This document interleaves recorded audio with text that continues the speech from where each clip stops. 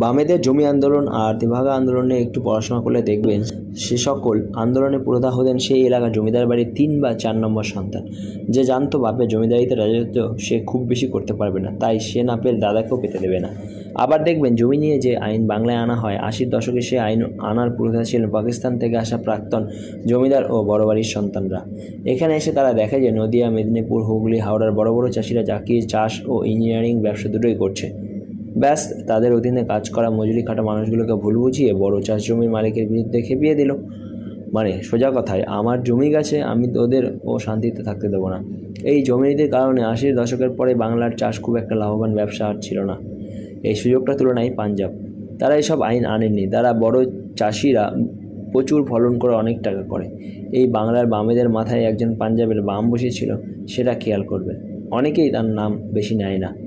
এটি কি তবে বাংলার ক্ষতি করে পাঞ্জাবকে পাইয়ে দেওয়া নয়? এসব করতে সাধারণ ঘটি ও সাধারণ বাঙাল দুই দলেরই ক্ষতিগ্রস্ত হয়। লাভের গুড় কে খায়? এমনি এমনি কি আর মেদিনীপুর, হাওড়ার ছেলেরা জমি চাষ থাকতেও সুরাট, মুম্বাইতে সোনার কাজ করতে যায়?